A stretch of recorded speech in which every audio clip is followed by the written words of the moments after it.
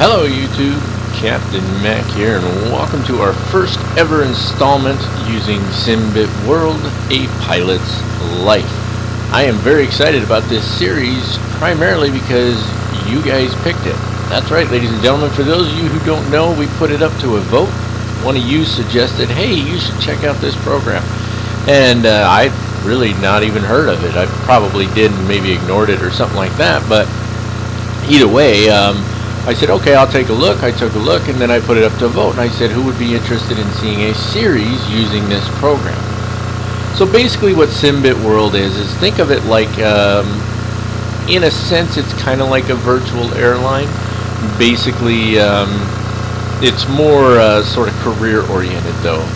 Virtual airlines, I guess in a way they are, too. I mean, I'm the CEO of a virtual airline, and we're career-oriented over there, I guess. But this just brings a different aspect to it. It works like an ACARS program. It tracks all your flights and all that. You don't bid on flights. You ask for a schedule and they give you one. You get hired by airlines, and then you can get hired by other airlines, and so on and so forth. And so that's really the essence of the program. And so I said, okay, I put it up to a vote. You guys overwhelmingly voted yes, absolutely. We'd love to see a series that is done using this program. I thought, okay, fantastic. So I picked it up, and then I started playing around with it a little bit. Didn't do any flights or anything, just messing around with the interface. And I discovered that when you get hired by an airline, you can fly. So you go in the settings and you put in there what aircraft you actually have in your fleet, right? So for example, if you have the Aerosoft Airbus, you would check that box saying I have an Airbus A319 or an A320 or whatever. If you have PMDG 737, you would click off, yeah, I've got the 737. And so then when you get job offers from airlines, if they fly in their fleet the aircraft that you have, let's say they fly both the Airbus and the 737. Well, you can fly either one for that airline anytime you want. You just pick a, you have them generate a schedule, and then whatever airplane is flown on that schedule. So what that led to, anyway, is I had gotten hired by an airline, and they had 3 aircraft that I flew: a 737-700, a 737-800, a 777, 4 aircraft that I flew, and a CRJ. So I put it up to a vote. I said, which one of these would you like to see me fly? And there again, overwhelmingly, everybody said, oh, we want to see you fly in the CRJ. Thanks for that, by the way, because this airplane's a pain in the butt. It's so much different the way the systems work. I'm still getting used to it, so that's going to make this all kinds of fun. But anyway, you guys overwhelmingly voted to fly the CRJ, and I said, okay, fantastic. And I went back in there and I said, you know what, I really want to sort of redo this. I don't want to fly for this particular airline, especially the CRJ, and I didn't like the fact that they had the options. I didn't like that you could just fly whatever aircraft they had. I don't know, it just didn't sit right with me. So I refreshed it, or I reset it, and I got some new job offers, and I got a job offer from SkyWest. Now that made a lot more sense to me. Especially since you guys want me to fly the CRJ, because SkyWest flies CRJs. It also was really cool because 2 really good friends of mine, Kim and Chris, they're both captains for SkyWest. They fly the American Eagle, typically. But anyway, the point is that's what led us to where we're at here. So all of this is based on your guys' votes. And so let me bring the program over here. And so here, let's go to the dashboard first. That's obviously the flight we're doing today. So it's SkyWest Airlines is who I got hired by once I reset everything. You can see I've got 0 XP. My salary is $15.07 an hour, and I don't have any flights. I haven't done anything yet. If you go to the flights tab, and this is going to be a real quick overview of this. I've already generated a schedule. If you don't have a schedule or you've completed a schedule, there will be a button up here that says generate schedule, and they'll generate one for you. You can accept it or you can reject it and redo it to get a schedule that you prefer. I actually did that a couple times because I wanted to fly into at least a couple of airports that I have some scenery for. So we're flying today we're flying Salt Lake City to Seattle, and I have Drizwiki Designs Seattle city and airports. And I have also got what are they called? Something VFR. Latin VFR John Wayne Airport. So that'll give us another airport to fly into that I have a scenery for. Now, there's a couple of downsides to this, I think, as far as a video series goes. As you see, there is a lot of repeats in here. So it's Salt Lake to Seattle, Seattle to Boise, Boise back to Salt Lake, Salt Lake to Sacramento, back to Salt Lake, back to Boise, back to Salt Lake, then it's John Wayne, then it's Vegas, then it's John Wayne again, and then Salt Lake City again, Cedar City, and then back to Salt Lake City. That's the schedule, and that's kind of how this is going to go, because it's an actual schedule. That's real world. And so if we were flying, a set schedule for an airline, that's what we would be doing. You'd be flying to the same airports quite a bit. So that's what we're going to see in this. We're also going to be in the CRJ for quite a while, and that leads me to my next question for you guys. I think we really need two goals for this program and for this series. And so the first goal, I think, is pretty straightforward. I think goal number one should be making our way to captain for SkyWest. I think that should be goal number one, and I think that's a pretty obvious goal. I think goal number two is more long term, and it's not so obvious. The idea here is that you want to work your way up to the airline, the prestigious airline of your choice, and the prestigious aircraft of your choice, right? So for some folks, probably myself included, a prestigious aircraft would be a 747-8 or a 777, right? And so you would want to fly for a prestigious airline that flies one of those. So I have a couple ideas in my head of what that looks like. However, this is your guys' series. And so what I want to know from you guys is, what airline and what airframe should be our ultimate goal here? And what I think we should do is, you guys go down in the comments, give me an airline and an airframe. Now they need to match, so you can't say, oh, Southwest Airlines 747, because it doesn't exist, right? But give me an airline and an airframe, and then what I'll do is I'll let that sort of play out for a little while in the comment sections, and I'll try to keep bringing it up as we go through this. And I will choose the top 3 or 4 combinations, and then we'll put it to a vote, and then that will become our ultimate goal. All right, so that's where I think we need to go with this. Now, I think we're looking at like 15 flights here, I think. So I can count them all up. It's 13 or 15. I mean, this is pretty much season 1 right here. So you can count on the next 13 to 15 flights being in this CRJ. And you guys are probably going to get tired of seeing it. That's one thing about this channel, is you can get a lot of variety, and that's what a lot of folks look for. So keep that in mind as we press forward. Okay, I don't want to go too long here because we're already pretty long into our introduction here. So we are flying for SkyWest. Now you saw I have a Delta Connection aircraft there. It is a Delta Connection operated by SkyWest. I am my hub is here in Salt Lake City right now. And this is a Delta hub as well, so I think it works out quite nicely. I was able to download this particular paint scheme or livery on Aerosoft forums, or their download section, whatever it's called. There is no download manager for this newer version of the CRJ right now. They've been saying there's going to be one since, I guess, November of last year, but the old style of putting these in worked out just fine. There was a thing that said, oh, it won't work unless it's updated. Well, either this one's been updated or it works just fine. That being said, you don't always fly the exact same tail number. In fact, you rarely fly the same tail number. So I did also download a SkyWest livery, so we can sort of alternate between the two, but I think our primary will be this Delta Connection. Excuse me, I gotta take a drink here.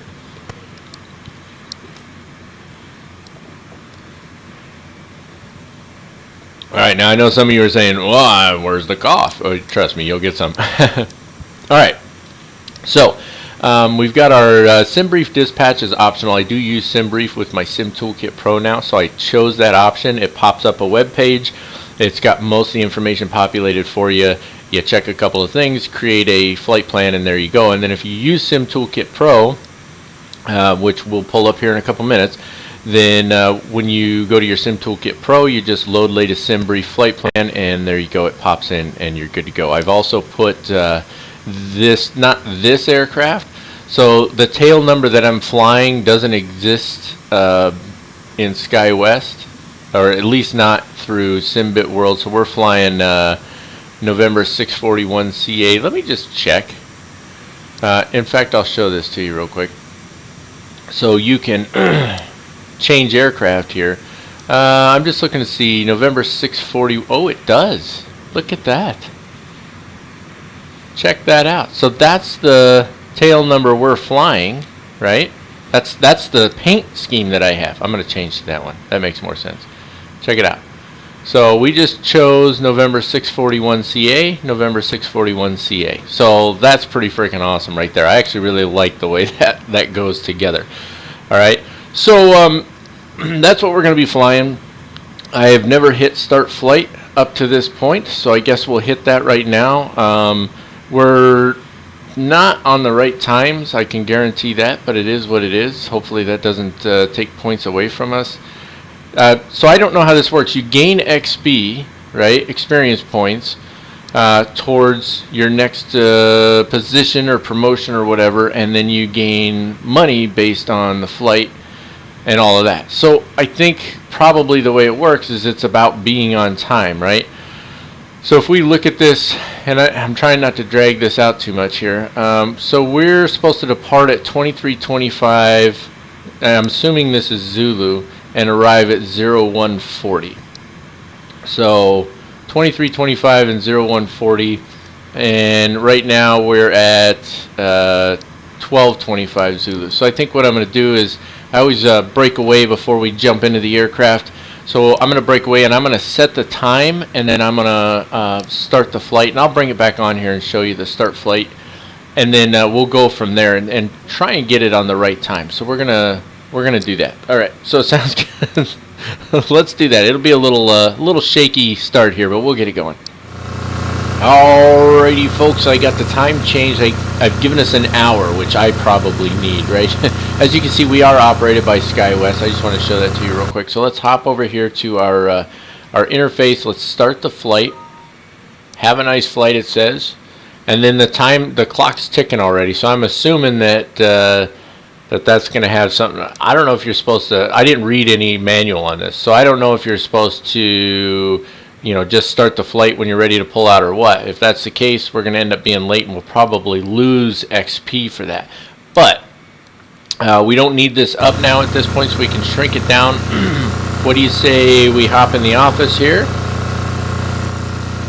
And you may notice that the view is substantially different than what we're used to, and that's because we are a first officer, and I have decided that we're going to fly this from the right seat until we get promoted to captain. I think that'll add an interesting dynamic. I did do a couple of test flights just flying from this side, and it is strange. It feels very weird, so should be all kinds of fun. So I think there are some things where we will hop to our typical side of the cabin, because that's what we need to do. You can't taxi from the co-pilot side, but we'll probably sit over there anyway and just assume that the captain's doing the taxi and so on. But anyway, we are going to be doing a couple of things here. First of all, today and today only for this flight, we are going to be starting from cold and dark. Alright, afterwards I will use the aircraft state function, and we will be starting here ready for engine start. And the reason for that is really quite simple, because that is typically how you will receive the, well, close, I don't know, maybe we'll put it at turnaround. I'll have to take a look at the two different modes, but we're not always going to start from cold and dark. And the reason we're not always going to start from cold and dark is because that is not how the pilots typically receive the aircraft. I think I've talked about that a little bit before. That being said, if you're the first flight of the day, there's every likelihood that you might start cold and dark. So I'm going to try and mix it up, but I do want some feedback from you guys. Do you guys really want to see cold and dark all the time, or you really want to see just the process, you know, get in, kind of check things out, get things going, and then get on your way?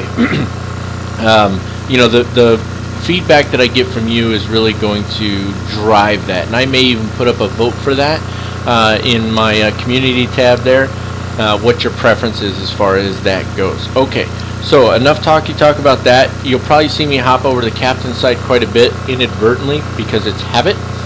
Because I'm Captain Mac, right? Not First Officer Mac, but I guess I'm First Officer Mac for a while. Okay, so let's dive right in here, starting with our safety check. Oh, I do want to show that real quick. So if you haven't used Dave, Dave has checklists here. So we're going to use this checklist function. I'm going to try to remember to go over here on a regular basis and go over these, right? Hold on. See, I told you you get some coughs in your face. Alright, and it tells you who's supposed to do it here. So this is all the pilot flying. This is also part of the reason why it makes more sense with us as a first officer to have the aircraft in a different state, because we wouldn't be doing all of this, right? Next checklist, you've got both, then you've got co-pilot, that would be us, and so on, right? Okay. So jumping into our checklist here though, and I've got a paper copy, so we'll come back to this and just go down it and double check everything once we're done, right? Make sense to everybody? Hopefully. So circuit breakers need to all be closed. Now you can look at them all you want, but they're not actually modeled. They don't move inside the sim. So circuit breakers are good as far as we're concerned. We do need to hop over here to the pilot side. This is where the nose wheel steering is, and it's supposed to be off right now. Hydraulic pumps are up top. These are supposed to all be off. The middle position is off. Landing gear lever is in the down position. We can see that right there. And just bear with me a little. I'm still very, very rusty on this airplane. So flight spoiler lever is in the 0 position. Slats and flaps are set, which is 0 right now. And some of these are a little hard to see from the angle we're at here. So we can zoom up here and you can see that that's at 0. So radar is off. Radar is back here. So you've actually got radar on both sides, this side and this side, right? So all the way to the left with that knob is off. ADG manual release, this guy here is stowed. Emergency flap switch is normal. And then we can put the battery master on. Now we do have ground power connected, as you saw, so we'll flip the battery master on and I'll immediately go to ground power just because I don't want to burn out our battery. And then you could start the APU here if you want. I have chosen to wait as I normally do. Next is next is to align the IRS, and that's way back here on the panel. So just right click them to nav, and then I've got it set to not realistic align time, but not the instant either, right? So, and then you've got emergency equipment, gear and safety pins, airplane documents, and then a hydraulic 3A pump as required. So the emergency equipment and all that is not simulated. The hydraulic 3A, so this is kind of weird. It goes 1, 2, 3A, 3B. And you can't really see it from this view, but they are labeled. So 1, 2, 3A, and 3B. So 3A is only on or off. The rest of them have on, off, and auto. So we're going to turn 3A on, but before we start, they're going to end up all being on auto. That's just the way it's going to be. Alright, and then that would take us to our Fmc Initialization, which we'll do here in just a second. Let's just take a look at our checklist. So circuit breakers are closed, nose wheel steering is off, hydraulic pumps were off, and then 3A goes on. You can see that down here. Landing gear lever down, spoilers at 0. It's all the same stuff we just went over, so I'm not going to read through them all. But we have our checklist available to us here, and so I want to make it a point to show these to you. So let's go to our Fmc Initialization, and we're going to go ahead and do it from our side. So check the status first, and let me tell you, it was a pain in the butt to get my nav data updated. Alright, it doesn't go to the right folder. And then when I went on the forums, the folder they said to put it in didn't work. And it was driving me nuts. It really was. It was driving me cuckoo for Cocoa Puffs. And then I had to reinstall the aircraft. And when I reinstalled it, I was just staring at it, at the little bar, you know, and it's showing you the progress or whatever. And it's showing you what it's installing. And I saw that it said nav data. And I saw the folder it was installing to. and then I went to that folder, and that's where I directed my Navigraph, and it still didn't work the way Aerosoft forums said it should work. What I ended up having to do is copy and paste the nav data into the right folder myself. That was a pain in the butt, but I finally figured it out, and so we're up to date on our nav data. So we can go to position initialization. We're at KSLC, and normally I would have paused the video briefly here before rolling right into this, but I think we're good to go. And then we'll go to next page, and remember, verify that these numbers are close to what you just put in, right? So KSLC is 40, 47, 111, 58. And here we got 40, 47, 111, 58. They're not exact, but they're close, so we know that we're at the right place. Because this position is going to be the center of the airport. And this position is going to be your GPS or GNSS, same thing, is where you're at right now. Alright, so we'll put that one in there. And that's our position initialization. Now, flight planning is a little different here.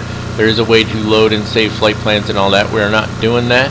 We have a relatively short flight plan. I'm just popping up my... it goes completely silent when I change screen. So, let me... You know what? Here's what I want to do. I want to go over the flight plan real quick. Because we also need to do our fuel and payload still. So let's take a look at this real fast. Using Sim Toolkit Pro, we've integrated our sim brief right in there, so it works fantastic. You can see we're going from Salt Lake City to Seattle. It's 696 miles in the air based on our flight plan. Our fuel, trip fuel is 6,213 pounds. Our alternate fuel to PDX is 1,724 pounds. And then our block fuel is 10,733 pounds. Coming down here, here's our route. We're going to take the Seagull 1 to TWF, direct to Boise, and so on. Pretty straightforward. And then if we come down here to our weights, no cargo. Our payload, we got 77 packs. I don't know if this thing holds 77. We'll find out in a second. And then our total payload is 17,700. Zero fuel weight, 61,400. Fuel and all that, right? So there's the basics of our flight plan. Now what we need to do is we hop over here to Dave, and we can do our fuel and payload in here, which I think is an easy way to go. So payload and fuel, we want to go, see that immediately says overweight, but we got a full load of fuel here. I don't know if it holds 77 packs. It does not. Looks like 70 is the max. Cargo is 0. Come on. There would be a little cargo in there though, right? I mean, it's kind of weird. And then fuel was 10,733. So let's just bring that down. When I did this before, it didn't like it as far as the center of gravity. Let's get 736. So set. You see the now I always end up having to hit it twice, but it says the center of gravity is 12.8%. And I'm not really sure why that is, but it's in the red, which means that's bad. So I tried adding some cargo, right, and that didn't help any. I think maybe we need some aft cargo. Let's try that. That made it worse. Maybe some forward cargo. Maybe we're too heavy in the rear.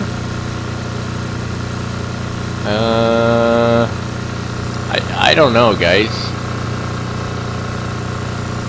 Now see, that's a higher center of gravity, but it's 14.5. It just doesn't like that full pack load, I guess. See? That's kind of weird, isn't it? I don't know. I'm going to even those two out. And then let's go down just a few packs. There's really not much I can do about this. I did read the manual. It obviously didn't help much. Yeah, we're going to go with 60 packs on this. Alright, that's what I'm going to go with. And I'm going to copy data to performance initialization. It just makes it easier, so why not? Alright, so let's go back over here. And let's look at our route. So KSLC to KSEA. It does that. The F.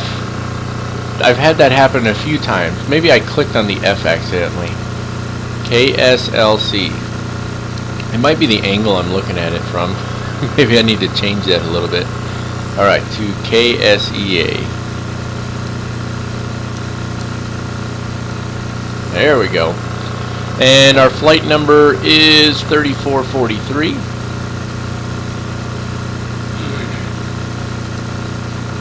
There we go. And then, I'm not sure what this is. Is that supposed to be our alternate? Our alternate is KPDX. Let's put our alternate in there. And then, this is just for the flight plan itself, I think. So let's execute that really quick. And that's all you do. You just press execute. You don't press it twice. And let's go departure arrival. KSLC departures. Let me pull up the flight plan portion over here. Alright, we are taking the Seagull 1. And based on the weather, let me refresh this. Oh, that's nice. I have the wrong flight plan in there. That's not going to work. Alright, well, I've still got my METAR for KSLC. So it is 360 at 4 knots. And it looks like runway 16 right. That's like the wind coming from the rear. That doesn't even make sense. Oh, okay, I'm going to have to figure that out real quick and then I'll come right back. Alright, I'm back. So we are going to be taking runway 16 right. The weather, now that I have it all refreshed, the wind is 0 at 0. There's basically no wind right now, which would really be uncomfortable. But anyway, it's going to be runway 16 right for us. And then, what did we say? TWF was it? Yep, TWF is going to be our transition. Try that again. There we go. TWF. So 16 right, Seagull 1, TWF, execute. And then if you go to your legs page, you'll see that pops up in there. Alright, and that includes vectors. So that's something to keep in mind. And then we've got some altitudes. We'll look at those as compared to our departure chart. Now we go to flight plan. So it's just a little bit different than what you're used to with the Boeing, but not too different. Alright, so obviously there's a discontinuity there. So I believe we should be able to just type it right in. I didn't do a full flight plan before, but it should be direct to Boise next, so BOI. So let's just see if we can type that straight in here. We can. Fantastic. It makes it nice and easy because it works in a logical sense. PDT is next. I wish I had an airway on this one so I could check the airways function, but I'm sure we'll get some of those. So PDT will be next. And then from there, it'll be the chins for arrival. So we can go, let's execute that, and then departure arrival again. And it should still be chins for. It's not a very long flight. PDT will be our transition. That should remove any discontinuities. And we're not going to choose a runway yet because we don't know what runway we're going to be landing on. So let's execute that. Go to our legs page, and we can just go through it. And you can step through as well. You know, we might do that. I'm not too worried about it. But notice that there's a lack of altitudes here. So PDT, then PDT. It's probably because we don't have our cruise altitude in yet, I'm guessing. So we'll come back to this and see if that shows up. Let's go to Performance Initialization. Okay, so it didn't copy it over here, apparently. Let's hop over and see if Dave's doing his thing here. So back to Payload and Fuel. It's set. So let's copy data to Performance Initialization. There it is. Now it popped in there. And then our cruise altitude for this flight. This is one thing I don't like about the layout of the flight plan that I get from SimBrief is I have to scroll down to my, all the way down to my individual. Let me show you. I have to scroll all the way down here to where it shows each individual waypoint. To find the altitudes that it's showing in order to find our flight level. So I see here we get up to flight level 360, and then for a really long flight I go through and see, does it have a step climb. Obviously there's no step climb for this flight, so 360 is going to be our flight level. Now for this one you have to put in FL 360. If you just put 360 it won't take it. Alright, so we'll execute that, and then on VNAV setup you got 3 pages here. So this is our climb. Transition altitude's 18,000 feet. You can change that. Speed and altitude limit, so 250 until we get above 10,000. Now there's no auto throttle on this, so we're going to be controlling that. This is really for our reference. So target speed once we're above 10,000 is 290, and I'll show you how we do that once we get out of here. And then if you go to the next page, this is your cruise. So target speed 300 or 0.74, and flight level 360. And then for our descent, our target speed is 290 again, and then 250 when you get below 10,000. All right, so that's it. That's all you do with that. You don't set up V speeds in here like you do in the Boeing and so on. We don't have an alternate cruise altitude, so we're not going to put one in there. And I think that's about it. So if we go back to our flight plan now, we should see, I'm sorry, our legs page, we should see altitudes populated in there now. So let's see. Yeah, so there we go, climbing up to 360. All right, and then the discontinuity, we can just take PDT, put it on PDT, and that removes it. And then execute, and then it'll calculate that. And so there you go, 360 to all the way out to Chins, and then next page, still 360 at Ratty, because that's our arrival, but we haven't put in our approach yet. So once we choose our approach, which is very simple obviously, then it should alter those accordingly. So that takes care of setting up the FMC. Now of course there's every possibility that I missed a couple of things on that, and if I did, feel free to put them down in the comments, and I'll try and get on the right track. I did go through the manuals, I did go through the tutorial.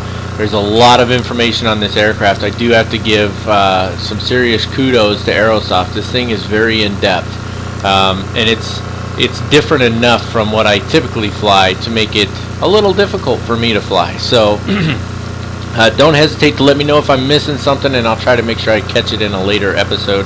Keep in mind that by the time you guys see this, I probably have a couple more episodes recorded, hopefully. So there may be a delay in seeing corrections. So just something to keep in mind. Okay, so next is our cabin inspection and external walk around. And if we jump over here, that checklist should pop up easily enough. We'll see though. Excuse me. Safety checks are done. And then it jumps right to our originating checks, which there's 2 pages of them. So we're going to go through all of these, but you can see what we have for our originating checks. There's page 1 and then page 2. And we're going to go through all of that right now. So starting up top here, internal and external pre-flight checks are completed. Pedals, seats, and harnesses are adjusted. Crew oxygen and mass needs to be checked, so the captain needs to check his own. We'll check ours. Just click right here. You hear the noise. Good to go. Audio warning panel. I went through this over and over again. I don't know which one it's supposed to be. Electrical power panel, though. We know where that is. That's up top here. So we want to make sure battery master is on, DC service is off. We shouldn't have any lights on here. We're on APU. The APU gen is on auto right now, but the APU is not running. So we're good to go on that. All right. Fire detect, Fire X monitor test. So if you press this guy here, move your mouse off to another screen is the best way to go. Actually, I think you have to let go of the button. Yeah, let go. There we go. And then we get our master alarm there. And that's pretty much it. External lights panel. So we should have beacon lights on. Now somebody was discussing this with me yesterday. It really is. It's just different based on certain aircraft and certain SOP, I guess. But I'm going to stick with putting on beacon lights for now until I have a better system, I guess. We can turn air conditioners on for the moment because we do have ground air. I'm sure the passengers will appreciate that. Fuel panel checked, and all we're doing here, so the boost pumps need to be on. Turn both those on, and then all the lights should be off. Bleed air panel, everything should be on auto, both engines. ISO valve is closed at the moment, and we'll leave it there. APU panel as required. We're not doing anything with that yet, but when we started, it's a very simple process. Start panel, this guy here, everything should be blank right now. Hydraulic panel, we got hydraulic pump 3A is on, and the rest of ours are off. However, you know what, I just saw something. So boost pumps stay off for the moment. My bad. But I'm just looking on the rest of our checklist here. So the before start check doesn't have it, but before you start, you need to put all your hydraulics either on or on auto. So we're going to turn all those to auto. I remember that. Moving on, ELT switch, arm and then reset, or arm and reset. So that's on, that's arm and reset. Cabin pressure panel is checked. So it does say to put this to all the way to max decrease, just until you get ready to take off. But every time I climb out in this aircraft after having adjusted something, I have problems with the cabin pressurization. I don't want to mess with it. Air conditioning panel. We did turn the packs on. We can turn the research fan on for now if we want. Cool it off a little bit in here. And then aft cargo we can turn to air conditioning if we want. All of that is fine. And then ice detector test. So to do the test, if I remember correctly, you turn it on and then you come down here and it should pop up on this, right? And then you have to clear all these off. There's a bunch of them on here. It is this one here. And then they keep popping back up. So where's the ice on here? It's not showing up. Like I said, I'm a little rusty. I forgot it exactly how you do it. What was that? No, that was the that's the windshield heat. We don't need that on yet. It will come on shortly though. Okay, I just saw it move, so it did go off. I just did it yesterday, and I forgot how to do it. There's the windshield test. The problem is these don't just clear off and stay off. So window heat is off right now. That's as it should be. Oh, there it is. AOA. Nope, that's not it either. All right, I'm not going to sit here and mess with this forever. So. Sorry that I'm rusty with this plane. It's just so different than what I'm used to. We're going to assume we're good on that. Windshield heat switches need to be on low now, and that's these two here. So one click to low. And then, yeah, it's driving me nuts, the test. I forget how to do it. I'll have to look it up, but I'm not going to worry about it for this flight. It's not the end of the world. In the real world, you wouldn't want to skip it. Let's just be clear about that. Emergency light switch needs to be armed. That's all the way down. Standby compass, this guy here is checked. So what we're doing is we're making sure that what we have here, 343, lines up with what we have here, and it does. Stall test complete. So for that one, all you're going to do is you're going to hold down this stall button. It's a lot quieter than I expected. I guess I have it turned down more than I thought. Just turn it up a tiny bit. I'm trying not to get reverberation on my microphone. Let's try it one more time. There you go. It's a little louder now. Alright, stall test complete. Nose wheel steering switch needs to be off, which it is, that guy over there. Clocks are set. IFAS control panels are good. Instrument panels are checked. ICAS and standby instrument checked. We can't do anything about all these warnings on here anyway. Anti-skid test. Same thing. You click it off. So here's anti-skid. Oh goodness, I got the hiccups. Click it off. There you go. Anti-skid. Click it back on. Should go away. There we go. That's the anti-skid test. MLG bay overheat test is this one here. Viewer bay overheat. There we go, that one's working. Upper pedestal check, that's all of this. Everything is as it should be. And thrust lever quadrant checked, it's good. These are down in the locked position right now. If I move my throttle levers, which I'm doing right now, they don't move because they're locked in the off position. That's what these little red things are. And avionics radio tuning is all good. Trims checked, so we haven't set our V-speeds yet. I should have done that already. So let's go over here, and I'm going to use, now you can use the cards for this, okay? They're in the manual. There are V-speed cards that you use your gross weight down here and your temperature and all that stuff, and it calculates, you use that to determine your V-speeds. Or you can use Dave over here, jump to V-speeds, and you can say, yeah, we're going to use flaps 8, so we're going to set all of these. And if we hop over here, we can see now that our V-speeds are set. Let me hop back down here where you can see clearly. So we've got 132, 132, 140, 191, and V2 plus 10 is 150. That's down here, and it programs it in automatically, and we're going to do the same thing for our landing speeds. Alright, and I know you're probably thinking, well, that's the cheater way. Whoop, wrong one. Yes and no. I could use the charts, but in the real world, the pilots flying this are going to have an EFB, and it's going to have V-speed calculation tool in it, most likely. If you fly one of these in real world and I'm completely wrong on that, please let me know. But I'm pretty sure they're going to have a V-speed calculation tool. So they would be using that, and that's what we're doing with Dave. And so that's what I'm going to go with. Alright, moving on. Trims. So trims need to be set, and so we can do that. So our trim, it tells us on Dave it's supposed to be 8.1, which is pretty high trim. Just so you know, Dave doesn't pop up. I've noticed maybe there's a way to pop him up, but every time I try, I can't get him to pop up. And I think it's because he's got a a touch screen function, and they just didn't program a way to pop him up. So anyway, so our trims are supposed to be 8.1. Oh, see, I told you I'd hop over there a lot accidentally. Alright, and so what we want to do, ow, that hurt, you can see it better, I'll pop it up. So right now we're at 7.5, so I'm just using my trim adjustment. There we go, 8.1, and we're solid. Just like that. Okay, Yaw Damper needs to be engaged. Yaw Damper is actually back here.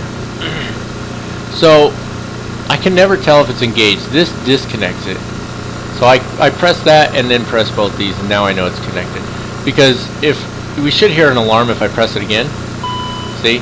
So it's disconnected. So reconnect it and we're good to go. Source select panel normal. That's all of these four here. They're all on normal. And then that completes our check of the lower pedestal, and that completes our originating checks. Alright, so with that we're going to move into our before start checks, and we'll hop back down here to our checklist. There we go.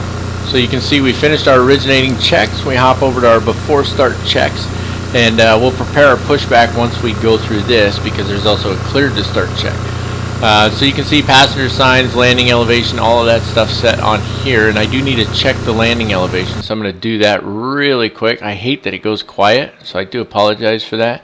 But let me just pull up Seattle chart over here, and the airport elevation is it just me, or does it seem like it's always in a different spot?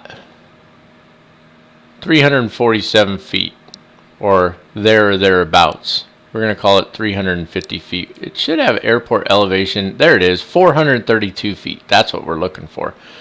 I don't know why I couldn't find that for some reason. It is what it is. Okay, so 432 feet. So what we need to do is hop up top here. Actually, we need two things. So we need this, and we got to pop it up. We don't have to, but it's easier if you pop it up. Move it out of the way just a little bit. Here's our landing elevation, right? So 432 feet, and here it is right here at 0 right now. So we want to move this to 432. Now, it does say we'll do 440. It does say in the manual to set this to your current airport elevation in case you have to come back right away, or it says that in the tutorial flight. I think you can do it either way. If you had to return, you could change this quick enough. Our elevation right now is 4,231 feet, so we could crank it all the way up to that, but I don't think we need to. You can see right here, cabin altitude 4,200 feet. So we could set it at that, but we're not going to do that. We're going to just set our landing elevation, mostly because I'll forget. Okay, boost pumps go on now. You just click one of them, they both come on. Altimeters need to be set, so we'll hop down here, and our altimeter is 0002997. Alright, so to set the altimeter, let me, if you click there, it gets rid of the yoke for a minute. And then let's zoom down here where we can see. Otherwise the yoke would be right in your face right now. So here's our altimeter, and we said it's 29907, so you use this guy here, and we'll just scroll it up. And I believe it syncs them on both sides. It does not. So we're going to have to set the captains for it. I thought I had it set to sync. 29907, and then we also need to make sure that it is correct on our standby, which it's not, so 29907. We're going to have to see if there's an option to sync those, because ideally you want them You don't want to have to jump around doing those, right? FMS IRS is set, so we're good on that. We're going to put him on the progress page for now. And we're going to stay on the legs page. Okay, radios and nav aids are set, and that leads us into our takeoff briefing, which we haven't done yet. So this will be our first briefing as the first officer. Alright, we are going to be taking runway 16 right for our departure today. We are located down over here at the G concourse. We're going to taxi up here to Foxtrot. We may come all the way to Foxtrot, or we may use the apron here. We'll see once we get up there. And then we're going to hang a right on Bravo. And we're going to taxi up to Alpha 11 to hold short of runway 16 right. ATIS is on 124.75. Salt Lake City clearance on 127.3. Ground control for us is going to be 123.775. And then departure is going to change constantly, as you can see, depending on what heading you're on and what your altitude is. And then tower for us will be on 132.65. Let's take a look at our departure. I did pull up the parking gates here for you guys. This is where we're at, right over here. Looking at our departure here, so it is the Seagull 1 RNAV departure, and we are coming out. So basically it's vectors on departure, and we're going to be taking off in this southerly direction. And then we'll swing around here. It should go to Corver. We need to be at or above 13,000, and then Seagull at or above 15,000, Moffer, Scoville, Dryad, and then we will transition off at TWF. Transition altitude 18,000 feet. Salt Lake City departure on 126.25. There are some takeoff obstacles for runways 16 left and 34 right, 35. I don't see anything for runway 16 right. Looking down here, though, we do have a climbing right turn on a heading between 280 clockwise and 340 as assigned by ATC. What is ACT? Maximum altitude of 23,000 feet, flight level 230. So as we depart, we're going to make a climbing right turn, probably to 340 for us, and I need to just try to remember to do that, otherwise we'll end up not doing it. That takes care of your taxi and departure briefing. Any questions? Of course not. It's a video. Alrighty then, folks, that's going to take us to our cleared to start check. We'll take a look at our checklist really quick. So, personal electronic devices need to be turned off. I'm assuming that refers to us and the passengers. APU, we're going to start that here in a second. Takeoff data is set. Beacon is on. We're going to go through all this. So let's do doors first. Let's close all our doors. And then while those are closing, let's jump up top here. To start the APU, press this guy. I've never seen a light pop up on it. You're supposed to, I guess, but that basically... I have no idea what she said. That basically opens your doors, your APU door, and then you just click on this one. Maybe. Let's try it again. Did I miss something? Try this one more time. Click on that guy. Click on that guy, and it should light up. It's not lighting up. Oh, I know why. Packs, research fan need to go off. I think all this has to be off first. Let's make sure our door's open. It's not. Okay, let's try this again. Open the door. Start. Okay, I'm losing my mind here. I'm going to have to figure out why I can't start the APU all of a sudden. Okay, as you can see, the APU is spinning up here, but for some reason the light wasn't coming on, right? So let me get that out of the way. See, the light didn't come on for some reason. I have no idea why. That doesn't make any sense to me. Normally that light comes on, but it didn't come on, so I didn't know the APU was starting. I guess that's why you got to have that little thing popped up, right? Okay, anyway, the APU is on and running now. We have our papers, our takeoff data is set, our doors are closed and locked, our beacon is on, fuel pumps are good, we've checked our quantity, hydraulic pumps are all auto and on, so it is on here, my bad. Parking brake as required, and then engine start, and there we go. So, let's get GSX spooled up here. And we need to go nose right, tail left, because we're tucked around the back side of that terminal. So we're just waiting on them now. Let him do his thing for a second. Hello, Captain. We're ready for pushback. Hey, you can actually hear him. I need to fix something over here. Alright, that's good. That takes care of that. Shrink that down. Okay. And park and brake is on, right? Yep, it sure is.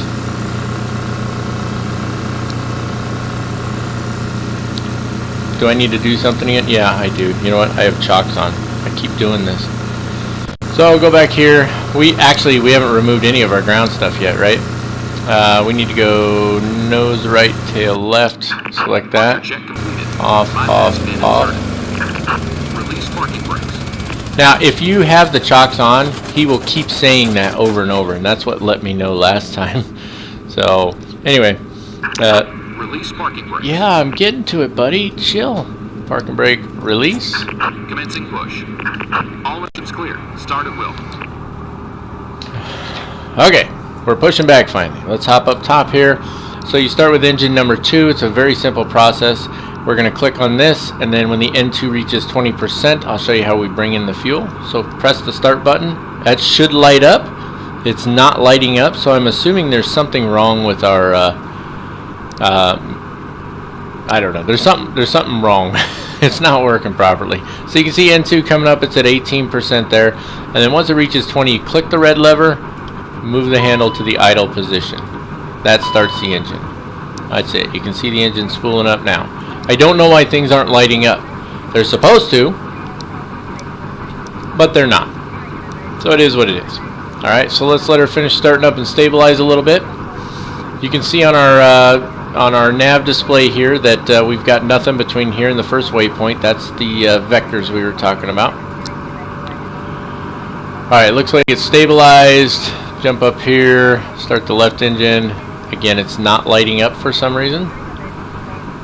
So we're just going to wait till we get to 20% on here. I'll pop it up for a second for you. There's coming up on 15 now. And you'll do the exact same thing. There's 19 and 20. Click the red lever. Move it up. And there we go. That starts the engine. And of course you would normally, it's the captain that would do the engine start and all that good stuff. Set the parking brake. There we go. Waiting your confirmation for good engine start. As soon as that engine stabilizes, we'll give them confirmation for a good engine start. Dooby-dooby-doo. Okay, it's stabilized, so I will confirm good engine start.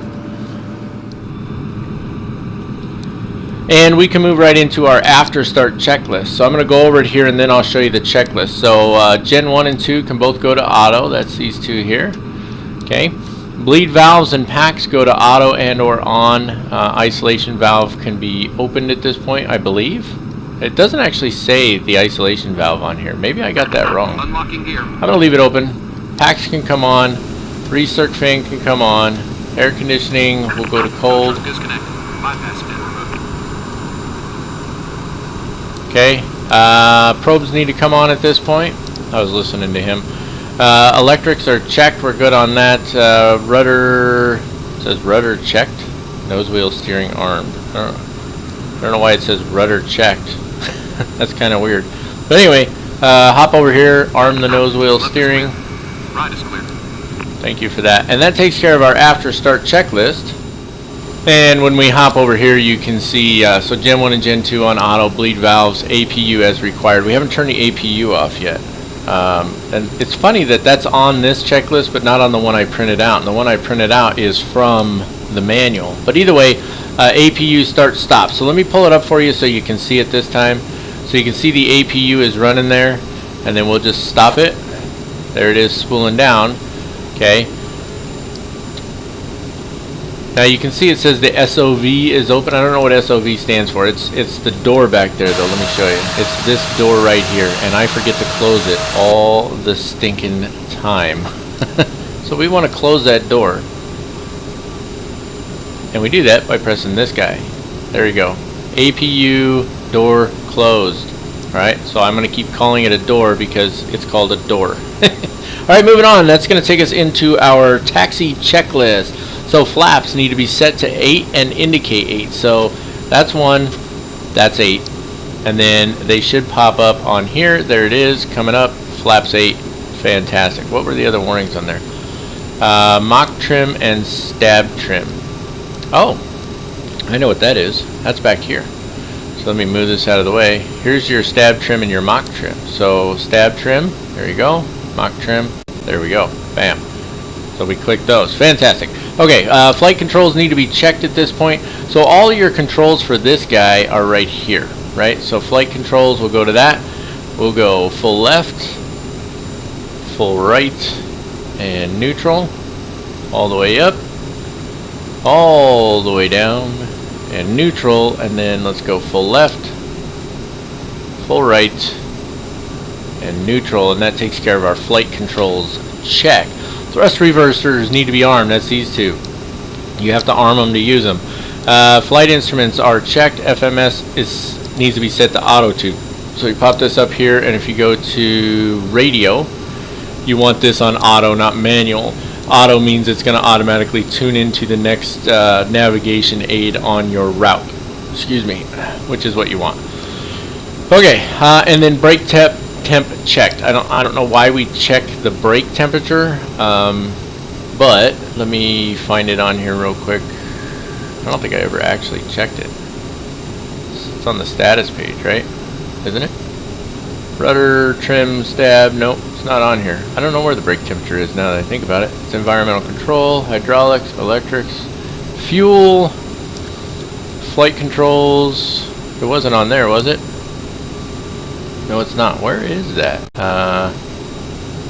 Anti-ice. Doors are all closed. Menu. That just lets us reset the fuel used. And that's our step through. I don't know how you check the brake temperature. Is it on this one maybe? No. And I didn't see that in the manual either, interestingly enough.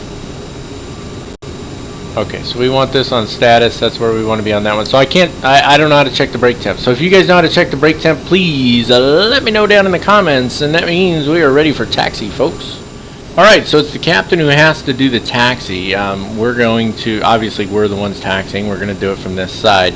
I do want to note really quick that when you're on this side of the aircraft, the center line of the aircraft is the center of your view. Right? That's something we've all gotten used to. We think it's a little strange, but that's the way it is.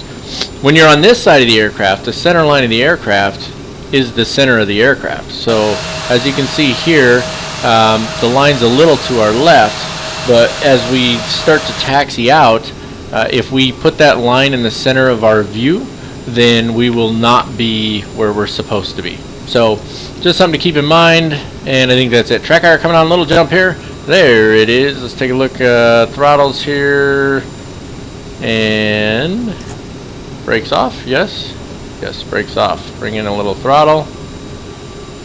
Doesn't take a whole lot to get her moving. There we go.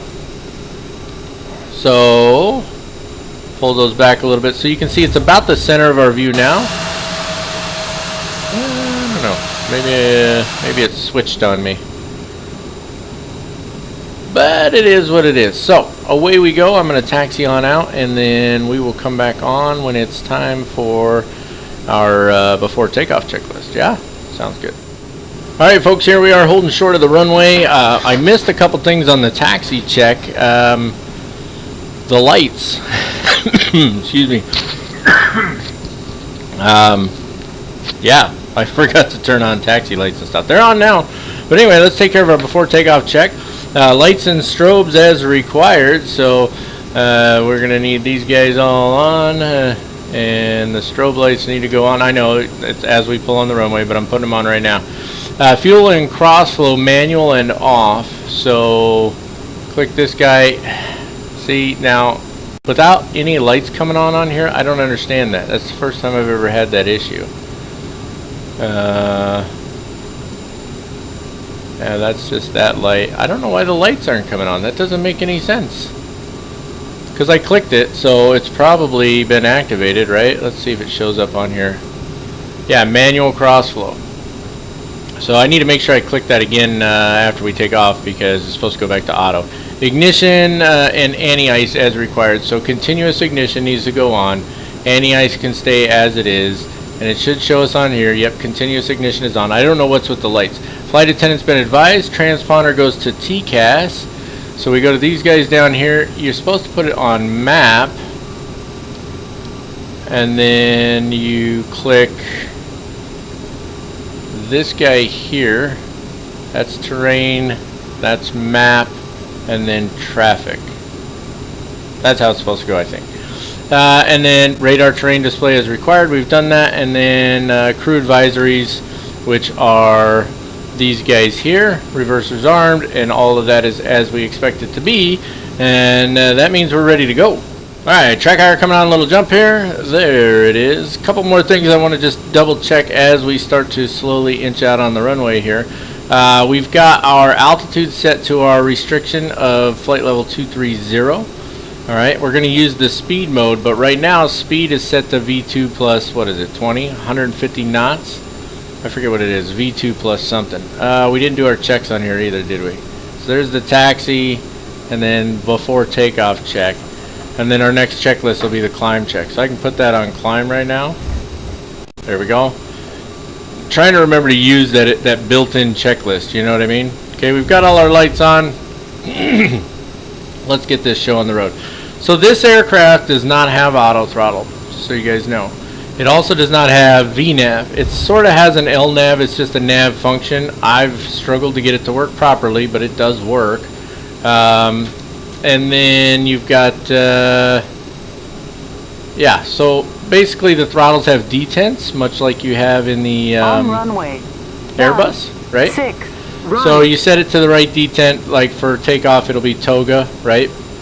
And so I've got the little option set so it'll show us the detent briefly on here so that we don't have to keep looking over here, right?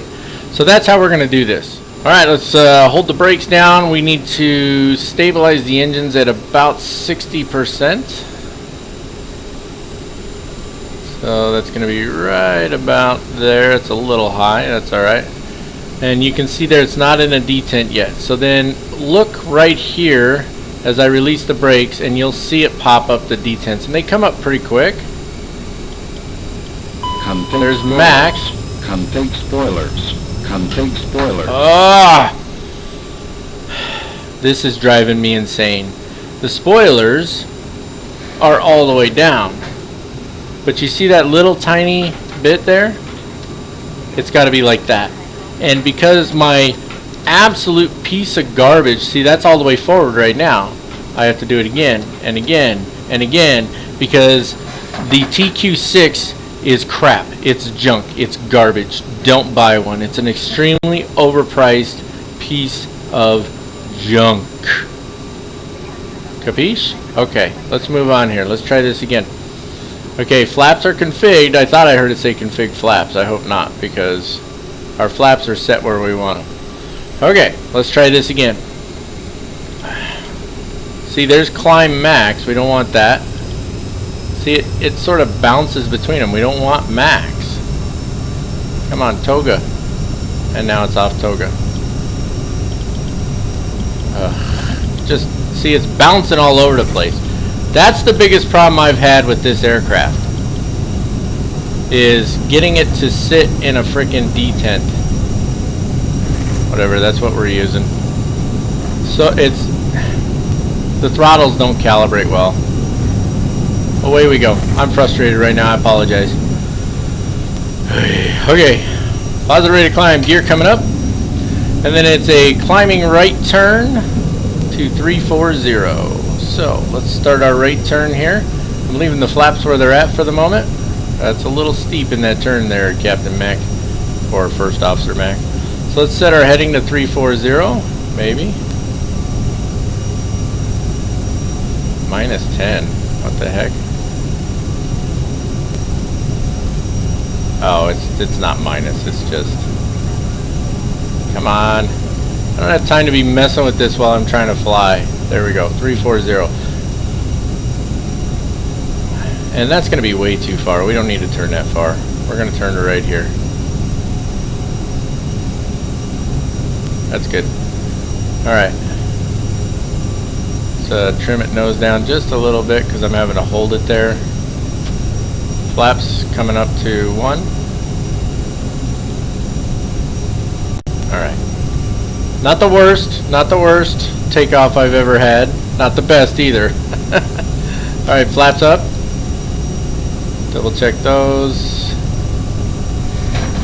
It's so hard to see from that angle, isn't it? Let's go to climb thrust if I can get it to settle. See, the detents are... come on. See, it's bounced? What the heck? Just... what is going on? Climb thrust. See what it's doing, you guys? And just so you know, I've got one throttle lever pointed at both, or programmed to both, because I couldn't get both to program. They wouldn't go full forward. I tried everything I could think of. Alright, I've had enough of this nonsense. This is my issues I've had with this airplane. Okay, there's the landing lights coming off. We're over 10,000 feet. Let's go to the speed hold mode, but first let's crank it up to we're over, what did we say, 290 in the climb, right? Come on. Oh my goodness. Speed hold, autopilot engage, nav mode. The way the speed hold works is, where's it going? It's gonna start turning circles. Go straight to there, please. Execute. See if it works right. I've had problems with it. Okay, so the way the climb works is you set speed hold mode, okay, and then you set the speed you want, and it adjusts the rate of climb to hold that speed. Okay, we need that one off. Ugh. Track wire coming off. I'm getting frustrated with this thing right now. The fact that I have no lights is garbage. I should have my freaking lights up there, but I don't for some reason. All right, reversers need to come off. Climb check. Fuel cross flow is set to auto, which we just did, but you wouldn't know because you can't see a freaking light up there. Bleeds and APU are set. We left those alone. APU, we can turn the gen off. We don't need it. All of that is set. Bleeds are set. What else? Lights and passenger signs as required. We're above 10,000. We can turn passenger signs off if we want. And thrust reversers are off, and we've checked the CAS. And that takes care of our after takeoff checklist. We're on course here, folks, and that means it is time for some of that obligatory elevator music.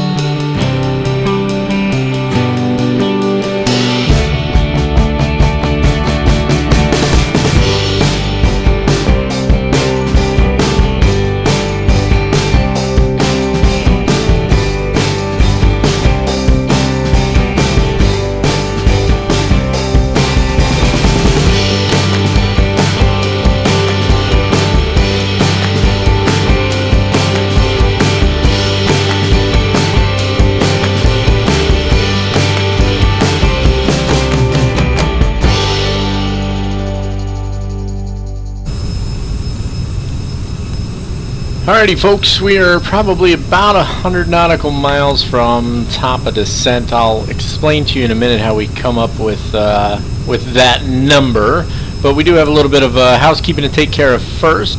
Let's take care of our, we've already done that one, in-range check, 10,000 foot check, before landing check. Those are named differently than they are on the checklist that I received. Again, the checklist that I'm reading off of came from the manual, so you would think that they would use the same naming convention. Anyway, this is our descent check, or our in-range check. So landing elevation is set. We did that before we took off, if you remember. Fuel has been checked, TCAS as required. Radar is as required, terrain display is required. We've checked our crew advisory system, that's what CAS is. Landing data is set. So there is a couple things we need to do for landing data. First of all, we've chosen our arrival and come on, brain function, and approach. So we've programmed those into the FMC, and it's going to be, we already had the chins for arrival, and then it's the ILS runway 16 left, and we'll go over that when we do our briefings here in a minute. But for landing data, if we come back over here, got a cough, excuse me, go to your V speeds, and this is going to give you landing data here. And again, we have charts within the manual we can use to calculate these. There's a couple reasons I'm not using the charts. Number one, this is just substantially easier, so why not use it? And number two, in order to do that, I have to either print it out or have the chart pulled up. Well, my printer's not working, and I don't want to have the PDF open on another screen. I've already got like 5 things open over there. So I prefer to use this function here, and so that's what we're going to do. So we're going to set landing, make sure all of those are set, and then if we jump down here, it's not going to show anything until we get down by near those speeds, right? But we can see on here, and we can just make note, our VREF is 132 knots. All right, so just keep that in mind, VREF of 132. Put this back on our checklist, jump back up here, and that's going to lead us into our arrival and approach briefing. So it's going to be, as noted, the chins for arrival today. Tacoma ATIS is on 118.0. Airport elevation, it says C graphic. So I'm not sure which graphic it's talking about. There's lots down here. It's probably, yeah, right here, 432 feet, 32 feet there, 22 feet there. I think that's what it's referring to. But anyway, transition altitude is 18,000 feet. And let's see here, routing, this is down to Auburn, which is what we're going to be following here. So PDT, down to Brook, down to Sund, Chins, Ratty, Auburn, and then a right turn for us there because it's going to be runway 16 left, which is going to be over here. And that'll put us on vectors. There are a couple of notes here, at or below 15,000 when we get to hump. And I think I missed hump when I read them off, but anyway, and then at 250 knots at Auburn, and maintain, or cross and maintain at 12,000. All right, and then we've got another one out here, Ratty, but that's for turboprops. For us, it says for if you're landing at KBFI. For all others, landing north, landing south.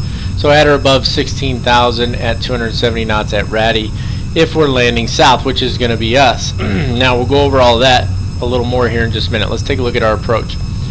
So again, the ATIS is on 18.0, approach on 33.65. Tower for us is going to be 19.9 and ground on 21.7. Localizer frequency is 110.3 with a final approach course of 164 degrees. Glide slope intercept at Douglas at 1900 feet.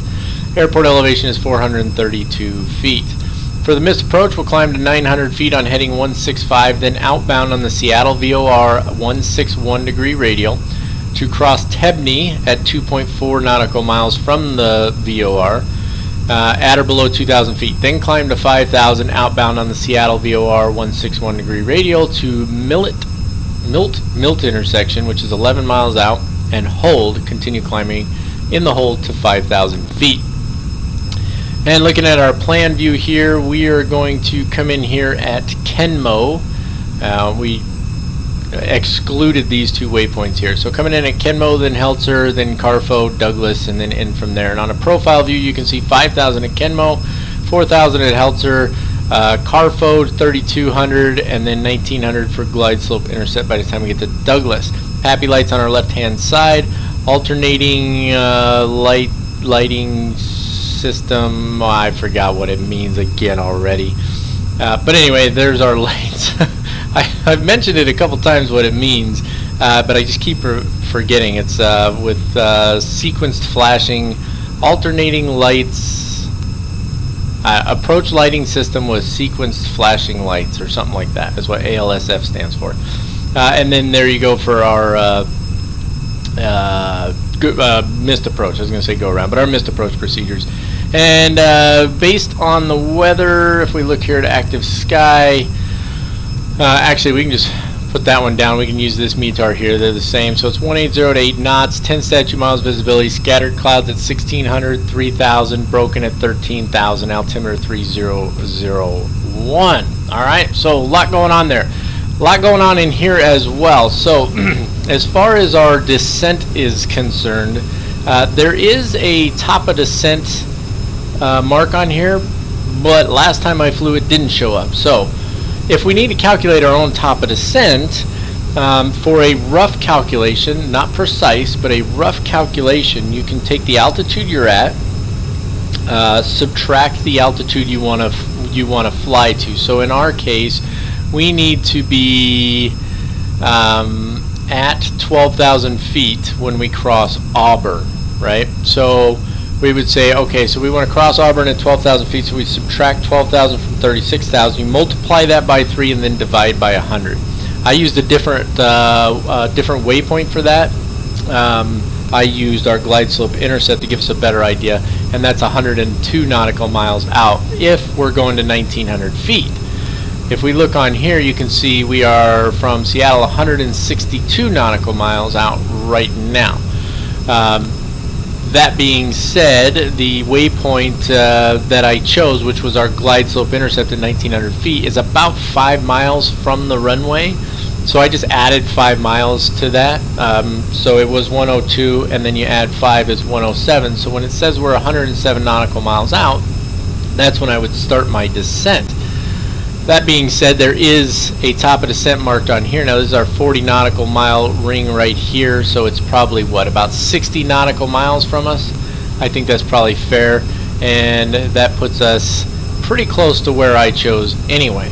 So that's pretty good. Now keep in mind, not only is this a rough calculation, it's not precise, but it's, you know, the actual distance you travel during the descent is going to change based on how fast you're flying and what your rate of descent is. So in our case, we're going to use the speed mode. We're going to descend at 290 knots, right? And since there's no auto throttle, what's going to happen is when we pull the throttles back, the aircraft is going to pitch the nose down in an attempt to maintain 290 knots. Now, when we first start out, it's going to be a little lower. You can see here, we're just a little above our planned speed, but this is Mach 0.74 here, okay? And so since that's our current speed that's set in there, it's going to maintain level flight until it reaches that point. And you can see that's just the wind changing right there right now. We've got some gusty winds. So you can see our winds here. They're at 30 knots right now, and they've been kind of gusting around. So anyway, my point is when I pull the throttles back, whatever this is set at, the aircraft is going to try and maintain that speed. So if I speed up, the aircraft will climb or pitch the nose up to maintain that speed, and if I pull the throttles back, it'll descend. All right, that's using the speed hold mode, and that's all that does. That's what that does. That doesn't hold speed as an auto throttle. I've got this manually adjusted to try and hold that speed, and because my throttles are a little twitchy, I got it as close as I could, and then I left it alone. All right, so what we need to do is we need to change our altitude on here first. Okay, and keep in mind we're in altitude hold mode, so it's not going to change the altitude. It's not going to change altitude just because we change this. As long as we don't touch the speed mode or the vertical speed mode, then the aircraft is just going to maintain this altitude. So I'm going to put it to 12,000 for now. That's a little too far. There we go, 12,000. All right, so now we've got 12,000 set on here. So when I'm ready to descend, I'll leave my speed where it's at for the moment, because since it's a Mach speed, that will actually increase as we descend. and then when it changes over to a non-Mach number, I don't know what you call that, traditional speed, I don't know, but when it changes over to a regular speed number, 200 and whatever, then I will make sure that I adjust my speed to 290, and then you just adjust your throttles, your thrust rate accordingly. So if I want to descend faster, I pull the throttles back so that the aircraft slows down, and as it slows down, it's going to try and maintain that speed, 290 knots. So it will pitch the nose forward. If I'm descending too fast, I'll bring the throttles up, and because the aircraft will be speeding up, again, it's trying to maintain 290 knots, so it'll pitch the nose up to try and maintain 290 knots. I hope that makes sense to everybody. You'll see it in action here pretty soon once we start our descent, but I'm going to break away for now, and I'll see you guys in about 40 nautical miles. Alright folks, as you can see, I've decreased our range here so we can see our top of descent coming up. So what I'm going to do at this point is I'm going to go ahead and click my speed mode. Alright, now it's in the speed mode, and it's holding that speed right there. Okay, it's 0.77. Alright, now if I reduce that speed, you're going to see the nose pitch typically up just a little bit. Right, 7.4 is what we want to be at right now. But what we want to do is, as we're getting ready to cross the top of the descent marker there, is we're just going to roll the throttles back. And we'll start by bringing them nice and easy all the way back to idle. And you'll see the nose starts to pitch down. You can see that right here, our vertical speed indicator. It's 400 feet per minute, 500, and so on. It's a little bouncy here. There's 800, 900 feet per minute, and so on. And then if it starts to really go crazy, we bring back in a little bit of thrust here. So I'll start bringing the thrust back up. And what you'll see is that this will stop descending, and it'll start, but it's got to get to this speed first, right? So right now our speed's coming up kind of slow, but that's all right. So bring in just a little bit of thrust there, and that's going to keep us, because I don't want to nosedive either, right? While it's doing that, I do want to change my map mode to terrain, because we're going to have a lot of terrain down here. I could also change it to weather by clicking this guy back here. It is this one, I believe. No, you got to change it to weather. Let's see if that does it. Yeah, there we go, weather. So there's our weather radar. So we could run weather radar. I would probably run weather on the pilot side in this case, or the captain side. Since I'm flying, I want to see terrain, and I'll let him worry about weather. So I'm going to put this on terrain mode. Alright, we're going to go ahead and zoom it back out. Probably not quite that far. And that should start showing our terrain on there. We'll see if that works properly. And as you can see right now, we are descending at about 1,700 feet per minute, and you can see we're around our speed there. Now if I pull those throttles back, I'll pull them back to idle here. Alright, so as the engines spool back down a bit, you see our speed dropping here, and you'll see our rate of descent start to increase.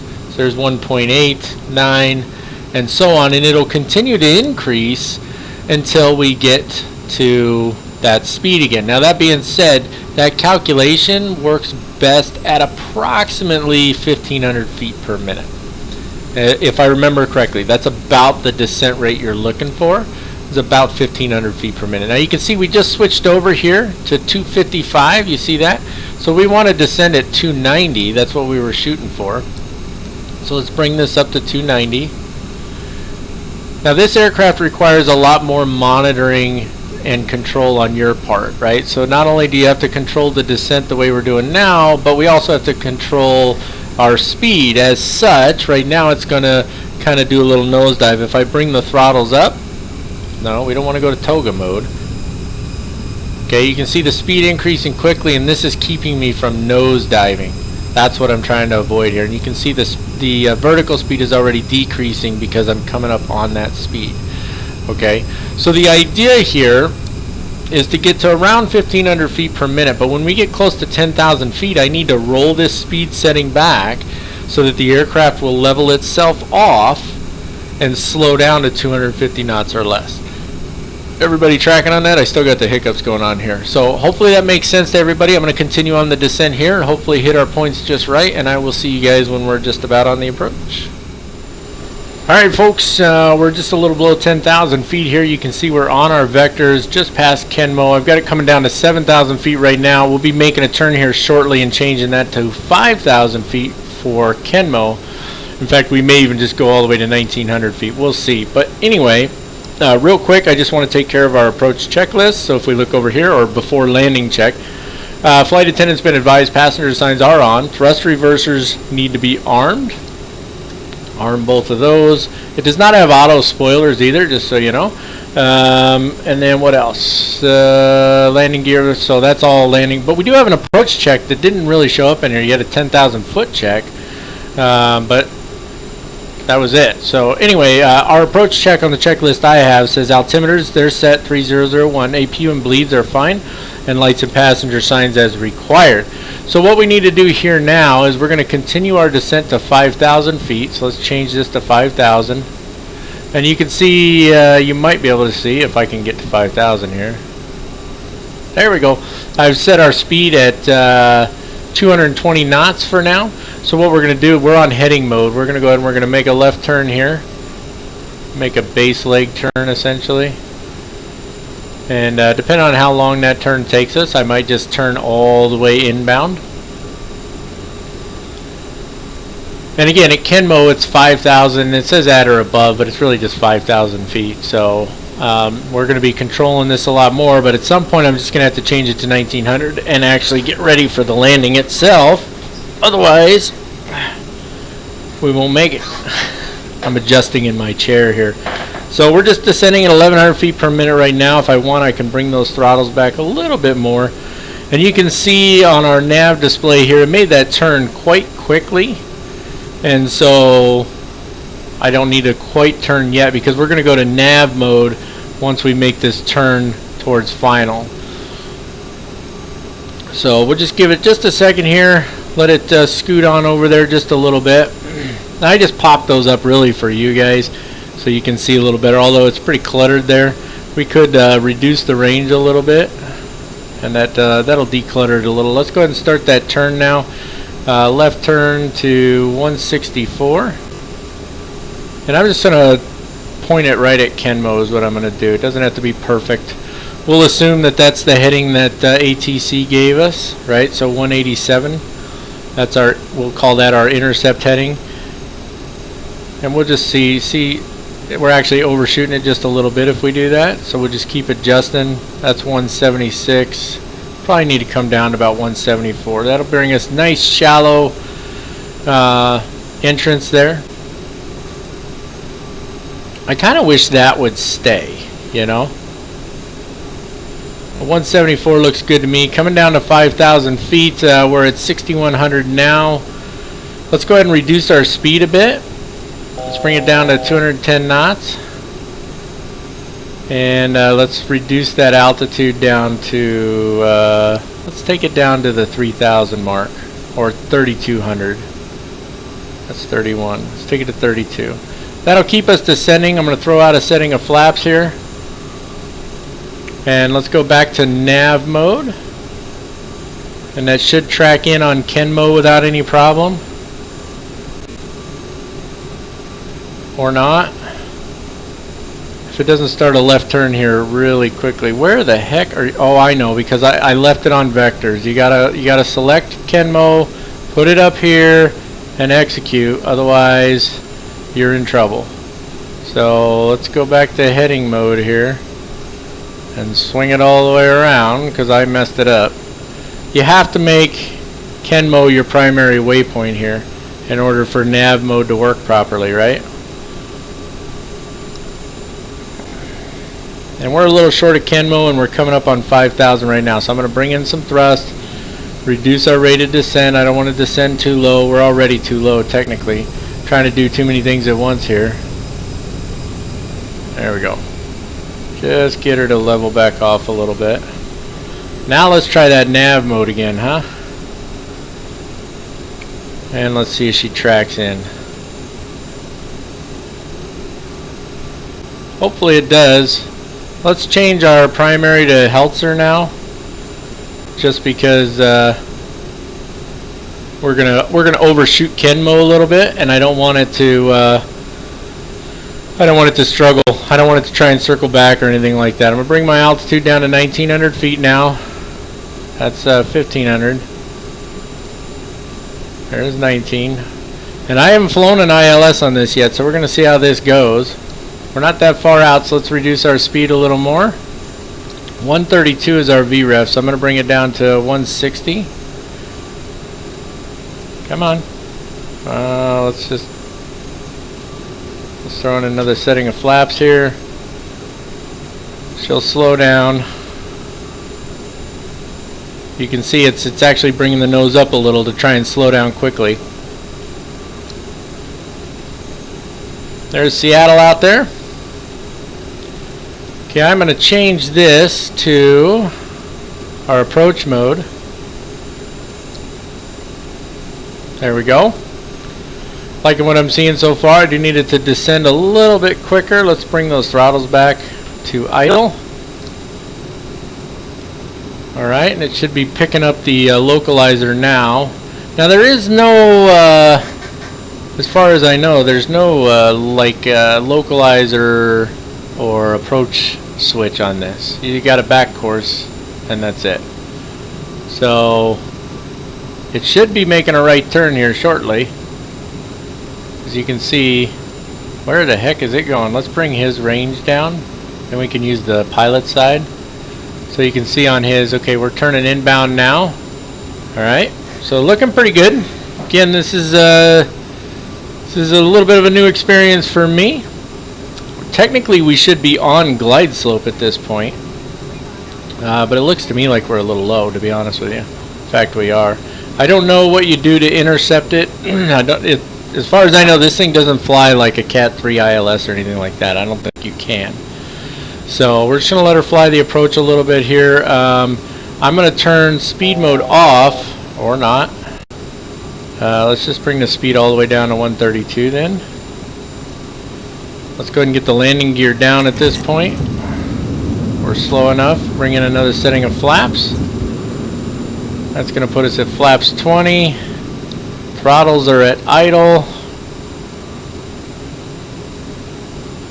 Slowing down a bit here. Next setting of flaps. Yeah, you can see should settle at 1900 feet though. And then we'll probably, yeah, we're almost at 1900 now. Final setting of flaps. We need to watch that speed closely now once it settles at altitude here. Track hour coming on, little jump. Whoa, that was a big jump. Okay, you see the speed coming down quick, right? We don't need max. There we go. We want to hold that speed. Now let's see if it intercepts a glide slope. If it doesn't do it quickly, I'll take off the autopilot and hand fly it rather quickly. We can see our PAPI lights there. Getting just a little slow. Bringing up the throttles just a little bit. Watching our speed there. I did set it to 132, right? Speed 132. That's where we want to be. So we're looking pretty good. We should intercept glide slope here shortly. So we got down a little quicker than we meant to. Pull the throttles back just a hair.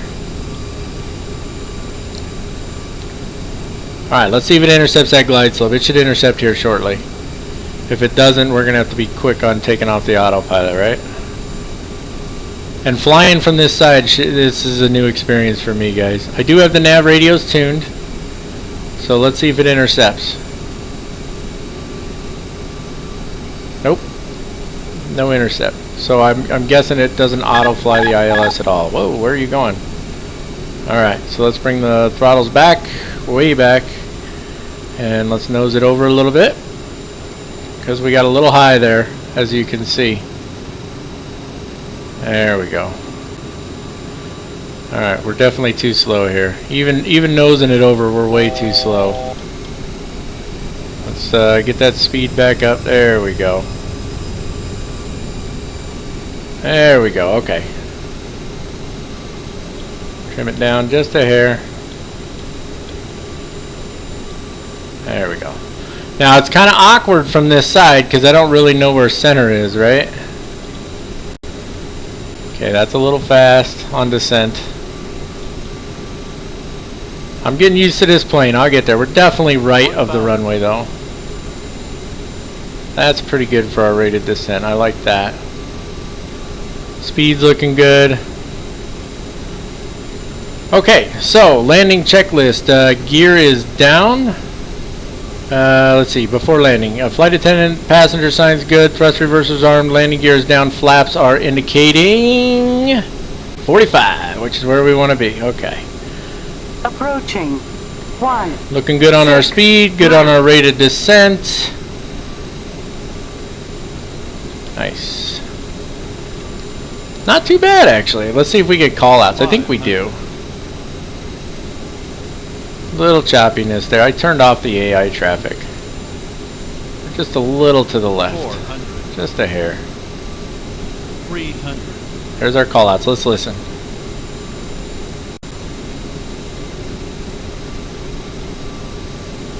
$200.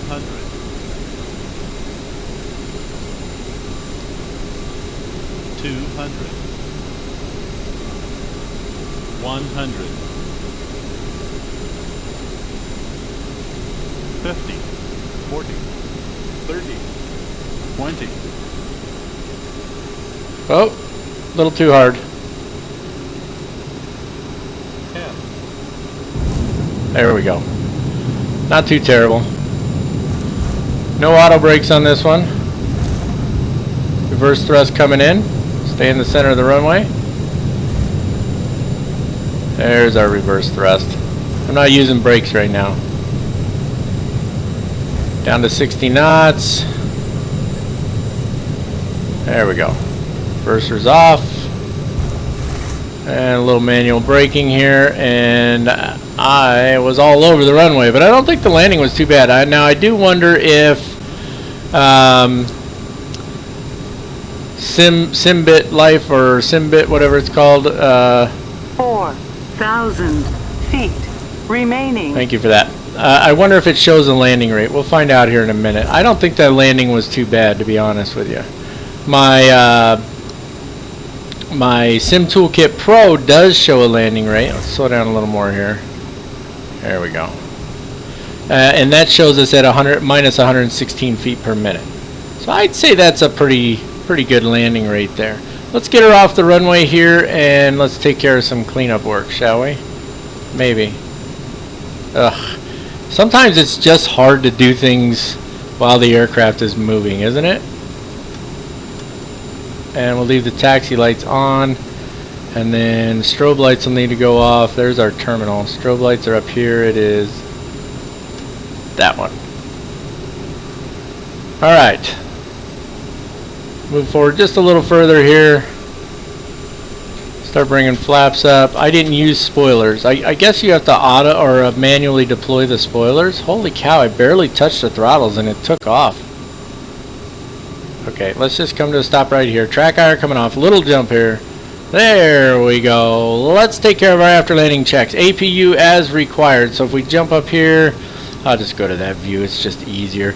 So it's this one. Give it a few seconds. And then this one, and we're not getting any lights, so we're gonna have to check. Sorry, wrong side there. You can see the APU spinning up there, so fantastic. Let's get back on our side of the aircraft. Captain probably doesn't want us in his lap. Transponder radar needs to be standby or off. Standby and off, so turn those off. Transponder's good where it's at. In fact, I'm not even sure I turned the transponder on, to be honest with you. I never even changed the transponder code. Lights and strobes as required and probes off. So come up here. Let's turn the probes off. Bam and bam. Fantastic. And that takes care of our after landing checklist.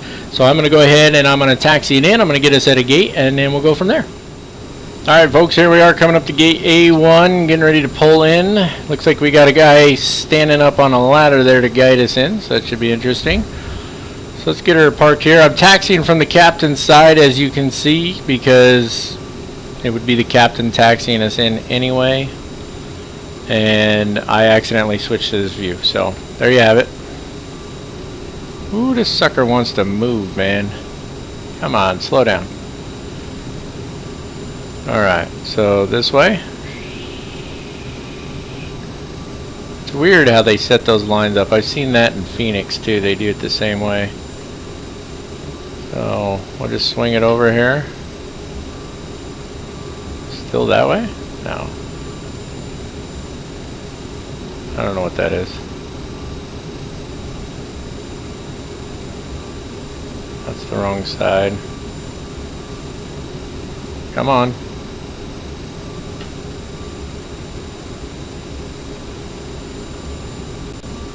Ugh. Can't barely see him. Boy, the thrust is not being fun on this.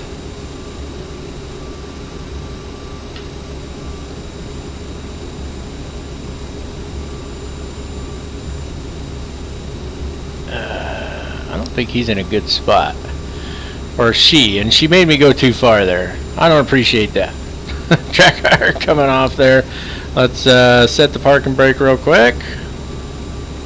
Boom. Okay, we've got the APU up and running. Let's jump over to our side of the aircraft. Let's look at our shutdown checklist. Show it to you over here real quick. I didn't show you the after landing, but there you have it. We did read it, obviously. And then here's our shutdown check. So chocks and brakes. Let's take care of chocks first. Actually, no. Let's not, because they wouldn't put the chocks in until after you shut the engines down, right? So let's jump back up here.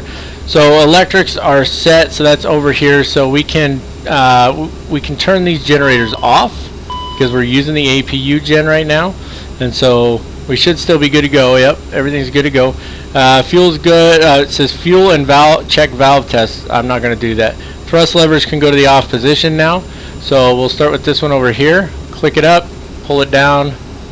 Click it up, pull it down, and there we go. And then the little lock thing resets itself. So there's the engines shutting down. Master warning, master caution telling us the engines are shutting off.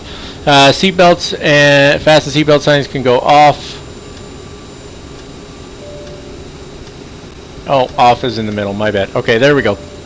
Anti-ice can go off. We didn't have anti-ice on, so we're good. Fuel pumps can go off at this point. So if we jump up top here, it's the boost pumps. We get lights on those at least. Hydraulic 3A pump as required, and then the rest of the hydraulics can go off. So right click, right click, right click, and we'll leave hydraulic 3A on for now. Beacon, nav lights, let's see, nav, wing inspection, and it says beacon can go off as well. So we'll go ahead and turn it off even though we got power on the aircraft. Nose wheel steering switch needs to be off. That's this guy way over here. And that takes care of our shutdown checklist. Now I do want to pop up our SimbitWorld, a pilot's life here. So it does say that our flight is complete. I think we can just go end flight now, right?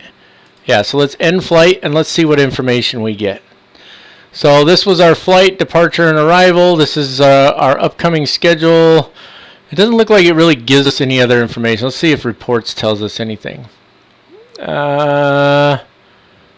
Flights, I don't know. Just generate report. It's only going to show us the one flight, right? SkyWest, CRJ. Yeah, so it doesn't look like it gives us, like it doesn't tell us our landing rate and stuff like that. Now my Sim Toolkit Pro says we were negative 116 feet per minute, so that's a good thing. I appreciate that very much. Now let's look at our dashboard and see what we got here. So XP is 3.38. Salary 1507, one flight. Number of destinations, most flown aircraft, flight hours. So we got 2.75 hours. Why doesn't it have anything in our bank account? That's weird. I wonder how that works. Maybe we get paid on a regular basis? I don't know. Instead of after each flight. But we didn't get much XP for that, and I think it's because I started the flight before we were ready to push and go. You know what I mean? So on the next one, we'll definitely change that up. You can go to shop now, but again, we don't have any money right now. So bank account, we got nothing. Our bank account's at 0. I'm not sure why that is. I'm not sure how that works. Past flights, print logbook, inventory, photo album. So yeah, I don't know. But we can go ahead and close this out now.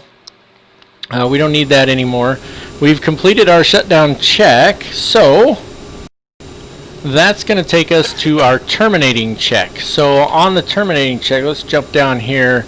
We do need to put chocks in. That's the first thing we need to do for terminating check. So let's go to ground services, maintenance, wheel blocks on, ground power and ground air. We'll put those on as well. We're going to get the aircraft ready for the next crew.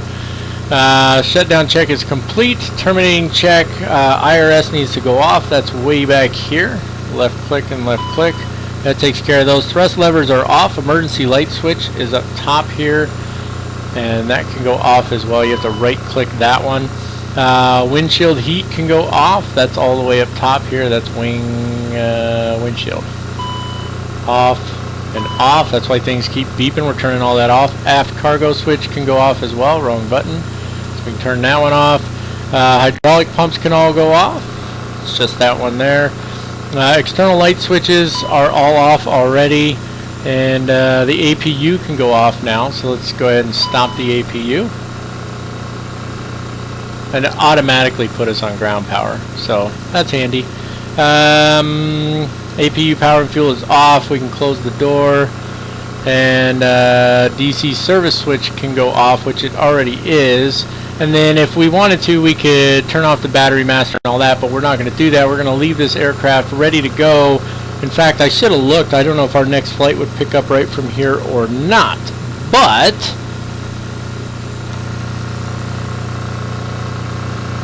that's going to wrap it up for this one, ladies and gentlemen. You can see that she had us pulled way too far forward.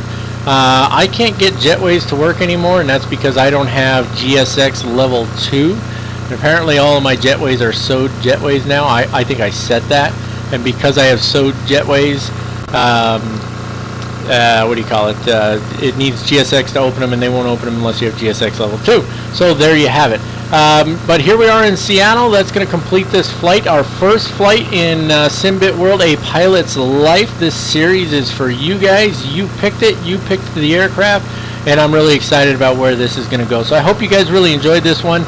If you haven't already done so, please go ahead and smash that subscribe button. I'm really trying to get to 10,000 by the end of the year. We're at about 8,300 now, which I think is just fantastic. You guys are all really awesome. Give the video a thumbs up if you like it. This is a series you guys asked for, so I got at least 97 people that went on there and said, yes, we definitely want to see this. So if 97 of you said you wanted to see it, then I should have at least 97 thumbs up saying, hey, yep, you did good, we like it. Now, I know there's plenty of mistakes I made with the aircraft. Cut me a little slack. I'll get used to it as we go along. And that's it. That's all and no more, ladies and gentlemen. So until next time, as always, keep the blue side up, unless otherwise instructed by ATC. God bless you all. Thank you for everything you do, and have a fantastic day.